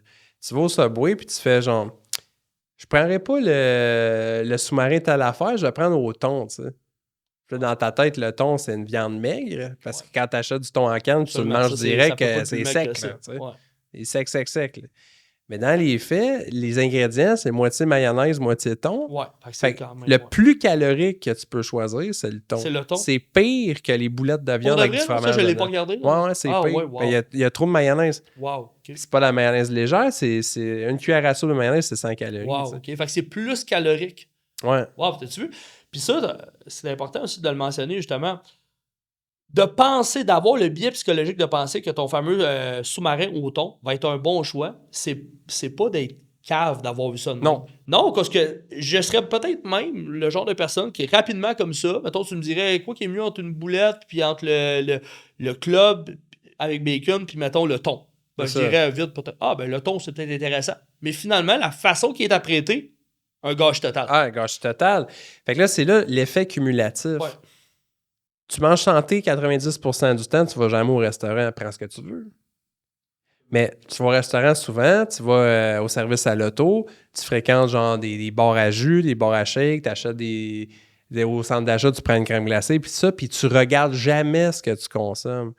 Mais à un moment donné, c'est parce que tu le sais pas, mais il y a des calories cachées, puis c'est pour ça que tu es gras, dans le fond. Tu le sais pas, mais tu as choisi des pires affaires, mais c'est parce que tu n'as pas regardé. T'sais. Absolument. Puis l'affaire que je voulais mettre de l'avant, là, c'est le fameux prix des boissons qu'on vend. On est quand même, comme j'ai mentionné tantôt, on est quand même relativement dans les prix hauts dans le marché. On s'entend. Tu peux acheter genre 2 Monsters pour 5 et quelques au dépanneur. Par rapport à nous, les Monsters sont beaucoup moins chers. Mais là, ce qu'il faut comprendre, c'est qu'il y a une différence. Puis encore plus, je dirais, dans nos fameux cafés protéinés, puis dans nos shakes protéinés, alias les frappés protéinés qu'on appelle. Okay? Sur notre menu, c'est marqué frappé protéiné. Bon, je m'explique. Si on fait une comparaison, mettons, avec un frappuccino, pour pas nommer la chaîne dont laquelle ça vient, mais que vous connaissez toutes, le fameux frappuccino. Là. Bon. Je vais le nommer, ça, c'est Starbucks. Voilà. Si on regarde ça, puis on regarde, puis on décortique pour le prix, là. Il y en a un, le frappuccino va être quand même moins cher que nous. Mais ce qu'il faut comprendre, c'est qu'il y a premièrement une méga nuance. C'est qu'il y en a un qui a 0 g de protéines dedans. On va le nommer, c'est le frappuccino. Donc, il n'y a pas de valeur nutritive. Il est juste vide. Fait que c'est de la crème fouettée mélangée avec du sucre, puis d'autres sortes de sucre, puis du sirop au sucre, puis du sucre mélangé avec du gras, puis de la crème fouettée. Puis des gras trans. Des gras trans. Être dans un verre... Ouais. Puis là, ils te mettent ça bien cute avec des petites pépites de chocolat sur le dessus. Puis ils te vendent ça quand même 7-8 piastres. Quand même. C'est quand même cher, pareil. Quand même, pour ce que c'est.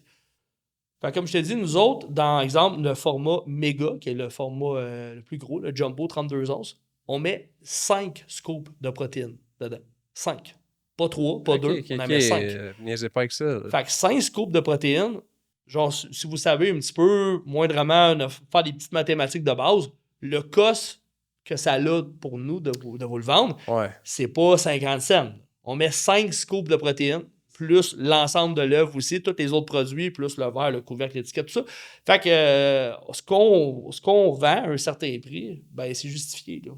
Tu as 30 grammes de protéines, tu as autant de grammes de protéines que dans un shish taouk chez Amé qui t'a coûté 25$. Là. Mais avec les 875 grammes de riz de moins qui viennent avec, puis tes petites patates. Là, c'est ça, exact. Fait que somme toute pour dire qu'on est une alternative on the go. Donc, on est une alternative vraiment rapide.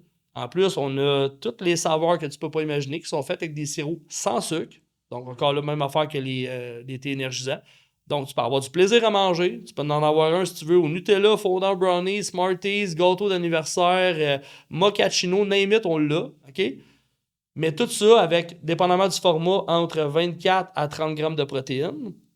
Donc, 30 grammes de protéines pour le gros format, 24 grammes pour le format régulier. Donc, t'es pressé, t'as pas le temps de manger, puis t'es tanné tout le temps de ton petit wrap avec tes patates chez Tim Hortons. Viens de voir. Exact, c'est ça. Puis tu sais, mettons, t'achètes le produit, oui, mais t'achètes aussi le changement de comportement puis d'habitude aussi. Ça. 100%, oui, aussi. Puis, exemple, pour une certaine catégorie de gens que j'appelle, comment dire ça? Tu sais, il y a les gens de l'industrie du fitness qui sont peut-être un petit peu plus disciplinés puis qui en veulent un peu plus que les autres. Puis, moi, ce que j'appelle juste monsieur, madame, tout le monde. Monsieur, madame, tout le monde, là, un des premiers steps faciles à faire, là, vraiment qu'il n'y a aucune peine dans le processus, c'est de passer de ton, comme je t'ai dit, là, ton wrap avec tes petites patates puis ton café 12 crèmes au Tim Hortons, puis de venir nous voir puis de prendre un frappé protéiné format méga 30 grammes de protéines au fondant brownies avec des sirops sans sucre. Tu viens d'échanger un choix pour un vraiment meilleur choix, puis tout ça avec plus, au minimum égal, voire plus de plaisir à manger. C'est ça. Fait que pour quelqu'un qui a peut-être pas une volonté extraordinaire au début de changer, ben genre, t'es pile poil sur la bonne affaire. T'es exactement ce qu'il te faut. Parce que changer ton déjeuner implique de changer la manière dont tu fais ton épicerie, implique de changer ta planification, les achats, puis tout ça, ta façon de cuisiner à l'heure que tu te lèves. Parce que peut-être c'est plus long à faire. Mais si tu prends ton char, tu vas au Tim, ou là, tu prends ton char puis tu vas au Énergétique Nutrition, c'est le même comportement, tu sais.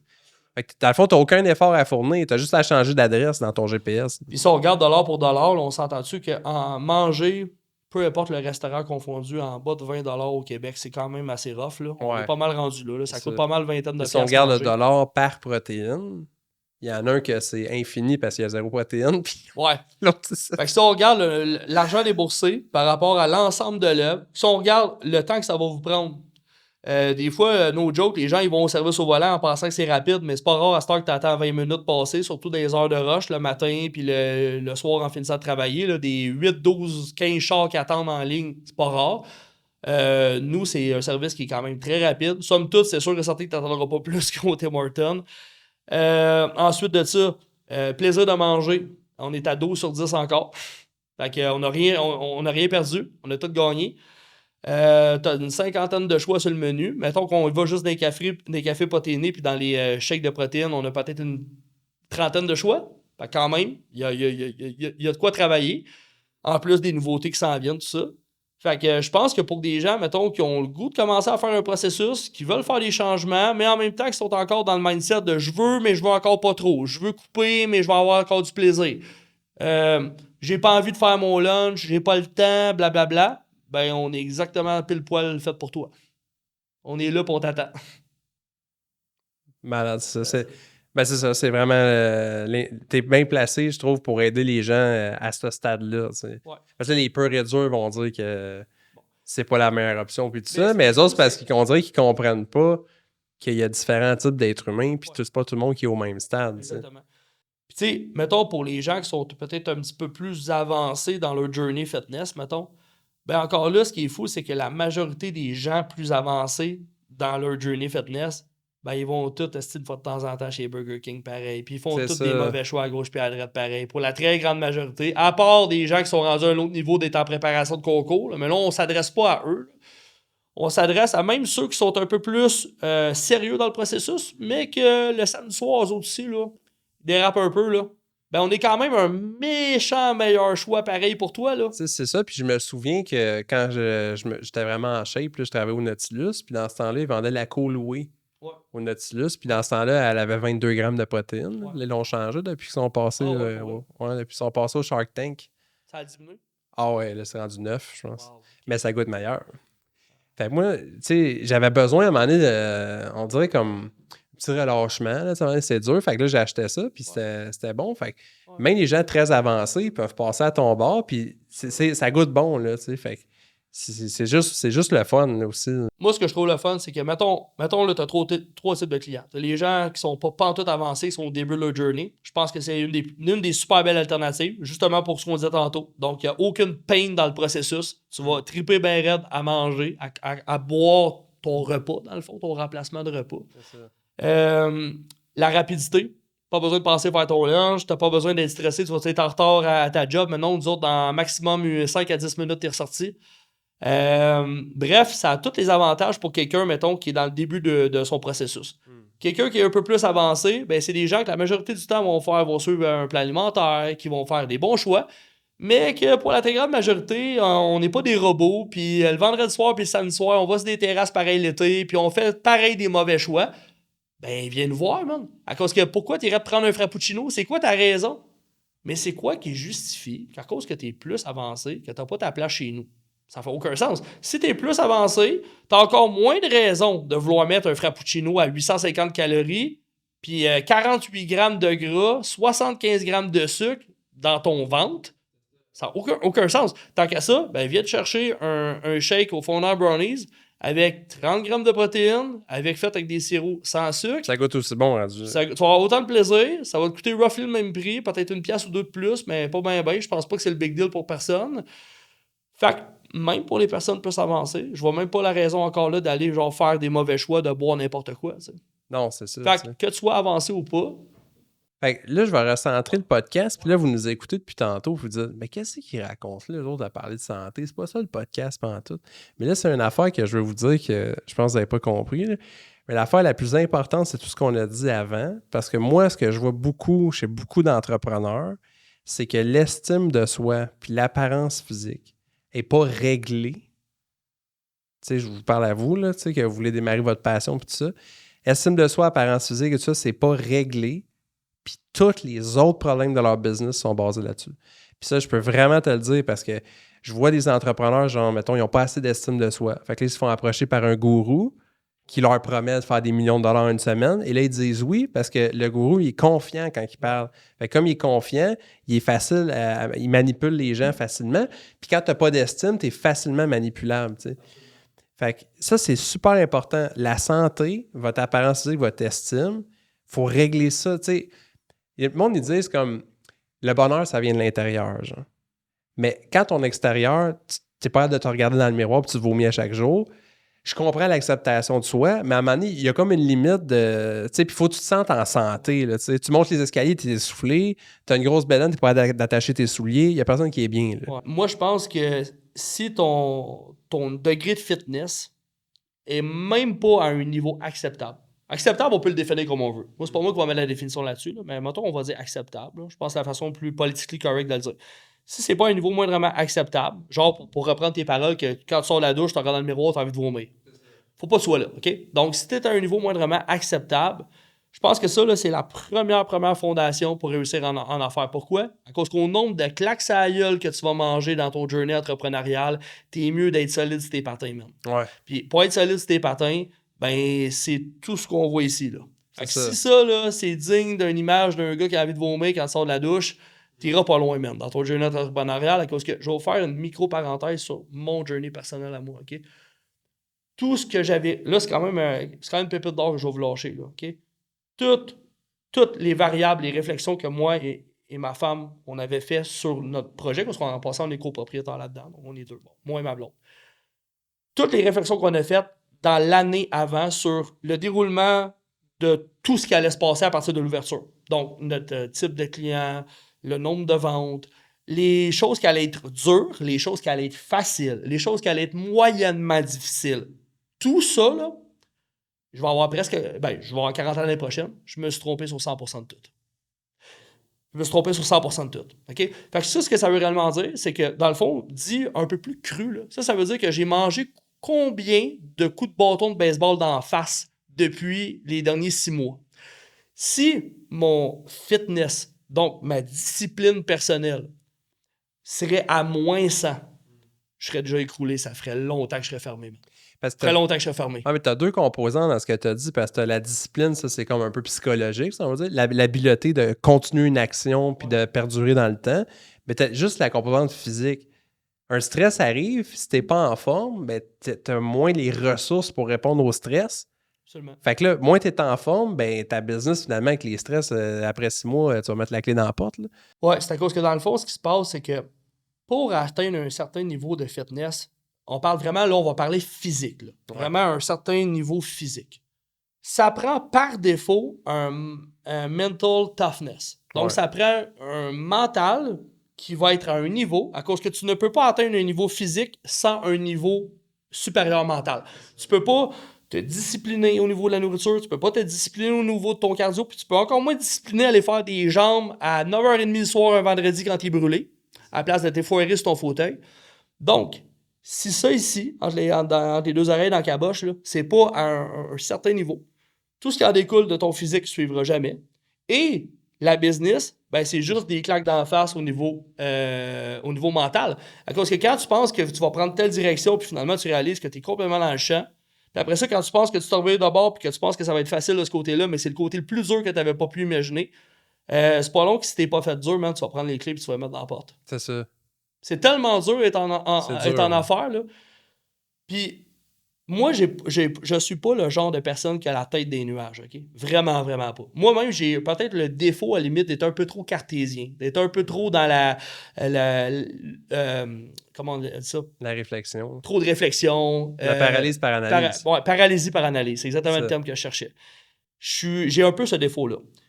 Mais par contre, même en ayant la capacité de surévaluer, surréfléchir sur toutes les variables, je me suis trompé sur à peu près toutes.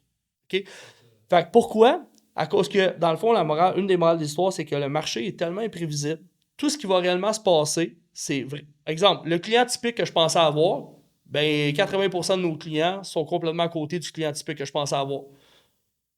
Puis ça, malgré tout le marketing qu'on avait mis dans un sens, ben nos meilleurs clients, c'est des gens qui n'ont pas rapport avec le marketing qu'on a décidé de faire.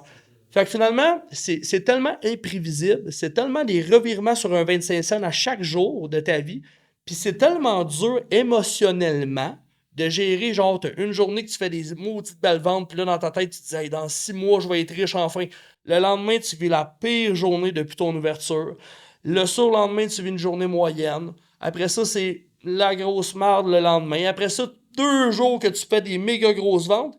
Mais ça, là, être dans ce tumulte-là au quotidien, de méga down, de méga up à tous les jours, si ton mental n'est pas préparé à ça, tu vas t'effondrer, man. Parce que la journée que ça va bien, là, quand tu rentres chez vous et tu as fait une belle journée de vente, peu importe le chiffre, là, ça ne sert à rien de changer de chiffre. Tu as juste fait une belle journée dans ton industrie. Là.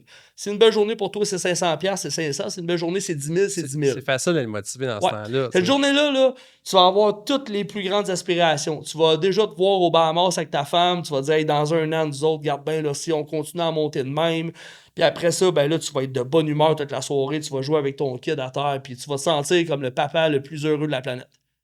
Mais quand le lendemain puis le surlendemain, tu pognes tes 2 pires journées depuis ton ouverture, là, ben là, tu viens de pogner ton 2 minutes et quart. Puis si t'es pas équipé, à cause que à chaque fois que ça te tentait de faire à chaque fois que fallait que tu ailles faire des jambes au gym, tu les as pas faites parce que c'était trop dur. À chaque fois que tu voulais aller marcher dehors, mais il faisait pas beau puis t'as pas été. À cause qu'il vente, à cause qu'il fait fret. Ben ton mental, il est où, man? Il y en a pas. Fait que cette journée-là que tu vas pogner tes 2, 3, 4, 5 jours back-à-back, là, que tu vas faire des ventes genre à 20% d'habitude, là, à cause que c'est mort, ou à cause que peu importe dans le domaine que t'es agent d'immeuble, puis là, ça fait 2 semaines. Pendant 2 semaines, t'as vendu un bloc à tous les jours, puis après ça fait 1 mois et demi que t'as pas vendu un bloc, puis tu fais 150 appels par jour. Là. Ben, pendant ces semaines-là, là, t'as levé le matin, c'est rough, man. Fait que si t'es pas capable d'aller marcher dehors quand ils vendent, Si t'es pas capable de continuer une rep de plus quand t'as mal, ben c'est sûr que la business, c'est pas pour toi, man. C'est impossible. Non, parce que c'est dur. C'est bien trop dur. Tu vas t'effondrer, dur. man. Reste à la boîte à lunch toute ta vie, tu comme- vas être heureux, là. Il y a 3 composantes, tu sais. Puis on a parlé de 2 principalement. Il y a le corps, le cœur, puis l'esprit. Là. Fait que l'esprit, ton mental, il est assez solide. Ton corps, c'est plus comme si t'es tellement pas en forme qu'au moindre stress, tu tombes malade puis tu t'écroules. aussi. Ben là, c'est parce que 100%. ton corps est même pas assez 100%. en shape pour survivre à la business. Tu sais. Ouais, 100%. T'as un employé qui rentre pas, faut que tu fasses l'overtime, mais genre, tu dors devant un client, puis bon, tu sais. Ouais. Puis là, le cœur, c'est si tu détestes ce que tu fais, t'as aucun purpose, il n'y a pas de distribution à la communauté, il n'y a pas rien en arrêt, c'est du vent ta business, tu sais.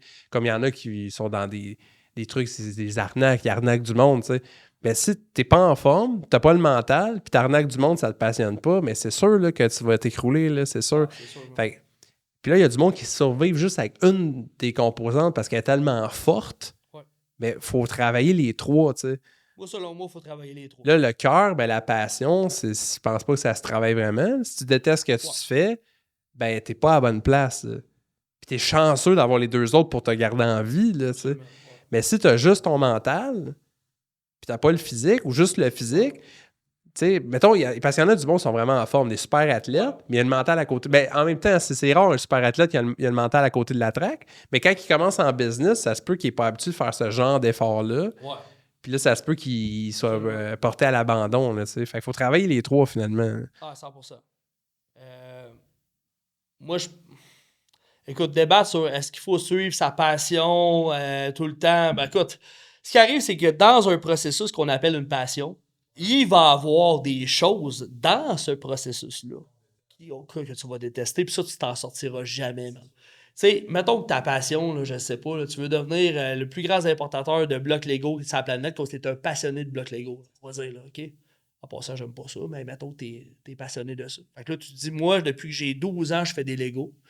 J'adore ça. Fait que moi, je veux travailler dans les Legos, je veux être à mon compte. Fait que qu'est-ce que tu fais? Tu décides de dire, je vais m'ouvrir une boutique de Lego, je vais en importer d'autres pays, puis je vais en vendre. Fait que là, tu vas trouver des fournisseurs en Chine, des fournisseurs en Europe, des fournisseurs en Amérique centrale, qui ont différentes sortes de Lego, puis tu vas essayer de les importer ça. Mais quand tu vas réaliser, man, que tu connais pas le processus d'importation, que tu connais pas comment les douanes fonctionnent. Ça, c'est plate. Ça, là, c'est dur, c'est pas une faute, c'est plate, c'est chiant en bon québécois. Mais si t'es pas préparé à qu'il va y avoir un bout de plate dans ta passion, c'est ça. Ben, tu vas pas y avoir 2 minutes, non? Ben, comme tous les bouts de plate que tout le monde déteste, la comptabilité, faire les horaires des employés, tout le monde déteste ça. Fait que dans le fond, la morale qu'on conclut sur exemple sur sa passion, idéalement, si tu es capable de trouver quelque chose qui te passionne dans la vie et de faire ça, merveilleux, man. C'est sûr que tu vas être heureux. Par contre, tombe pas la tête des nuages ou galope pas dans des licornes à penser que à cause que c'est ta passion, parce que tu es passionné des fameux Legos, que tu vas aimer chaque minute de ta vie. Parce que tu vas en détester une partie, c'est sûr. À cause que dans le processus de ce qui va te faire vivre, qu'on appelle ta business de Lego, c'est une business, man. On le voit souvent avec les entraîneurs. Ouais. Parce qu'ils sont entraîneurs, ils travaillent pour quelqu'un, ou sont employés, entraîneurs, puis ils tombent à leur compte. Ouais. Mais ils ne sont pas entrepreneurs, puis là c'est la catastrophe. Là, c'est la catastrophe, oui. Absolument. C'est un sujet qu'on pourrait vraiment comme partir vraiment longtemps. Là. Mais moi, c'est mon petit 2 cents que j'ai à dire là-dessus, c'est ça. C'est ça. Puis si on avait un mot de la fin, mettons, qu'est-ce que tu dirais? Parce que ça, c'est part-time creators. Fait que le but, c'est, tu sais, mettons, j'ai une passion, je veux la mettre de l'avant, je veux la commencer, ou je veux devenir full-time, j'ai peur, j'ai des inquiétudes, il y a des skills que j'ai pas.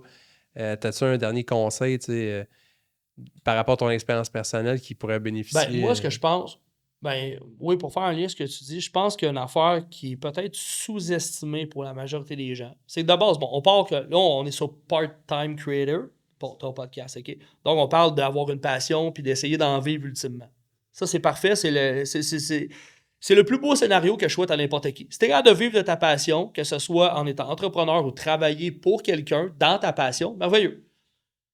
Par contre, que ce soit un ou que ce soit l'autre, que tu sois à ton compte, encore plus peut-être du côté-là, mais même si tu travailles pour quelqu'un, exemple, que tu es passionné des jeux vidéo puis tu travailles pour une grosse firme de jeux vidéo, ben, il va quand même falloir que tu développes certains skills. Puis je pense qu'il y a un bout qui est beaucoup sous-estimé, encore plus quand tu tombes dans le côté entrepreneurial, mais je te dirais quand même globalement, c'est que investis sur toi à la base. Comme bâtis-toi des skills.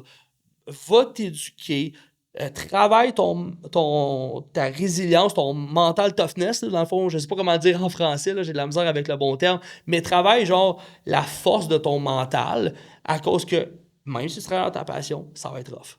Il va y avoir des journées rough. Tu sais, si tu travailles, exemple, pour une compagnie de jeux vidéo, là, ben, ça se peut qu'à un moment donné, genre, tu veuilles créer quelque chose, puis que tu sois pas capable. Puis là, tu sois découragé, puis ça marche pas, puis ton ordinateur, il plante, puis tu perds 3 jours de travail parce que tu vas pas Tu recommences à enregistrer. zéro. Puis Tu recommences à zéro, puis ça fait ça. 2 semaines que tu étais sur le projet, puis tu es en tabarnak, puis bref, ça va pas, tu sais.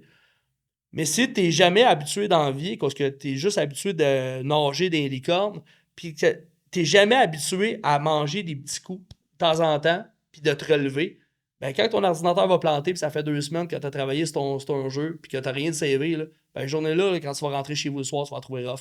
Fait que, morale de l'histoire, c'est que tu sois entrepreneur, que tu travailles pour quelqu'un, que tu sois dans ta passion ou pas, ça sera jamais facile à 100%, puis à 100% du temps. Puis je pense surtout, pour ceux qui veulent travailler dans leur passion et être entrepreneur, travailler à évoluer comme humain.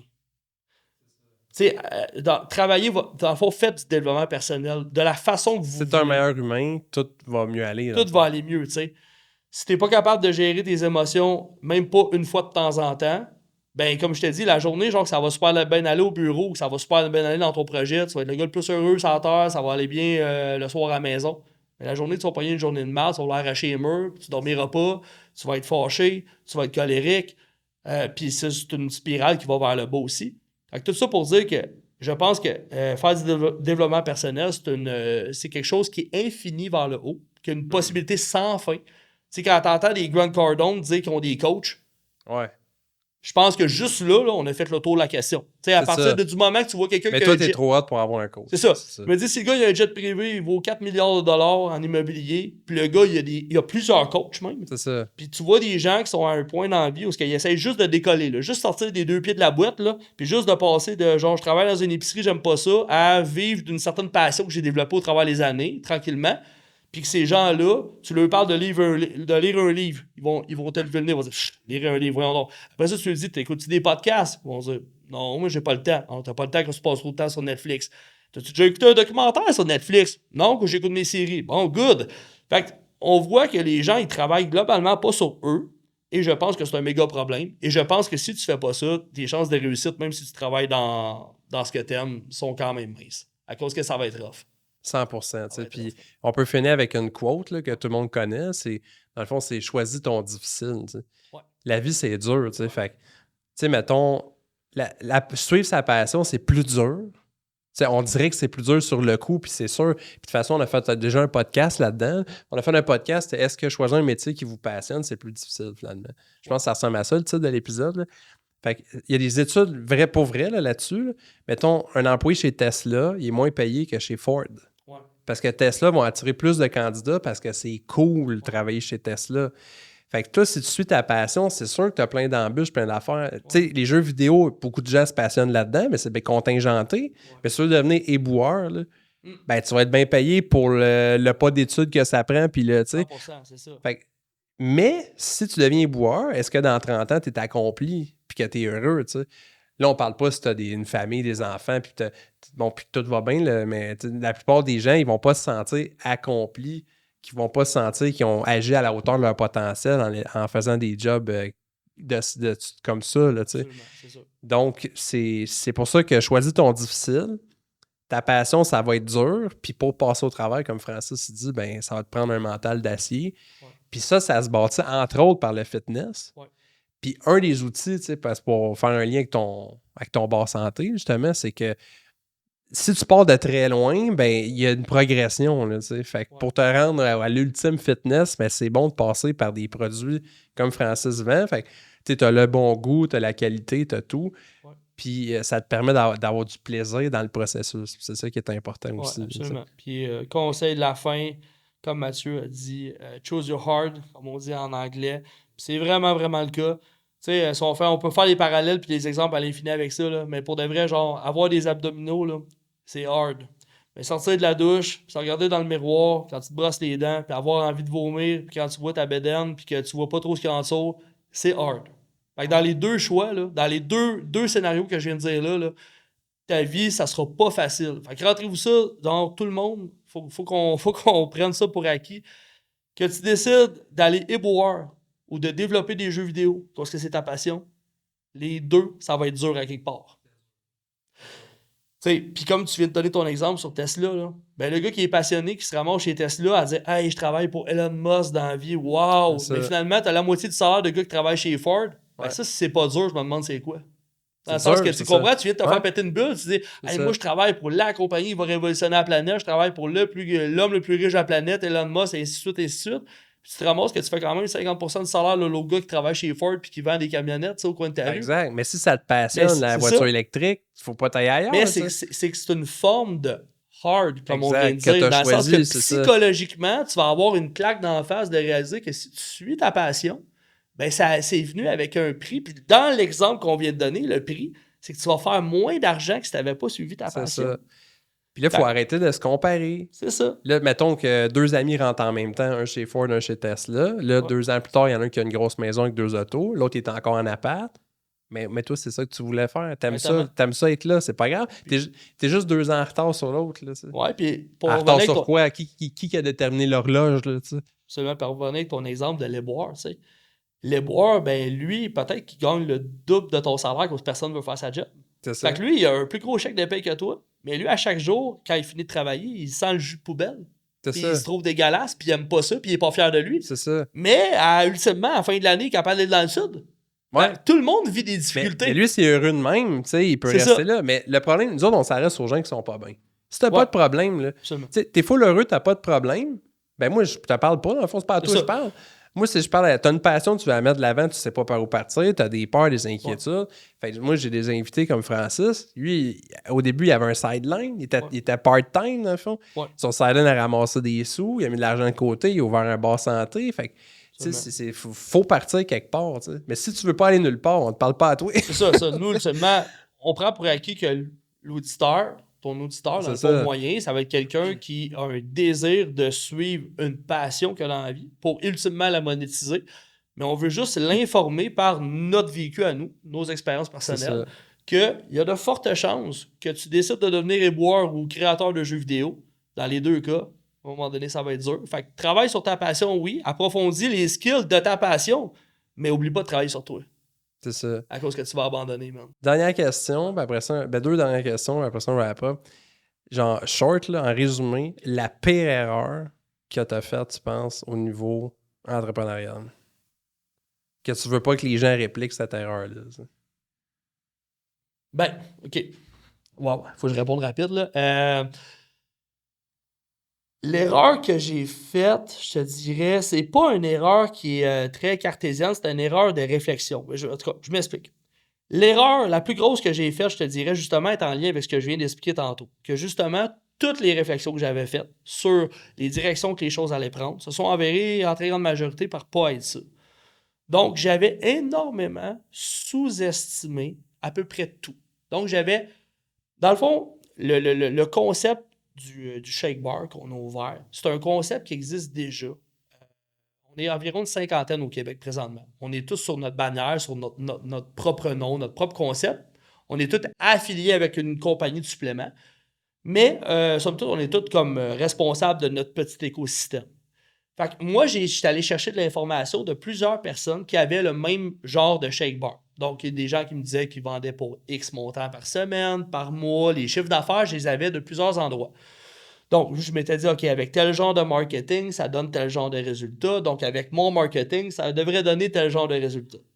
Fait que pour moi, j'avais énormément sous-estimé en me disant tout simplement, genre, ben regarde, si eux, ça donne ça, moi, ça va donner ça. Donc, c'était une absolue raison dans ma tête. Puis finalement, on est tombé dans un contexte économique différent des 2 dernières années. C'est ce que j'avais complètement mis de côté dans ma tête. On s'entend que les 2 dernières années, avec la pandémie, le COVID, il y a eu beaucoup d'argent en circulation. Il y a eu des trillions de dollars d'imprimés.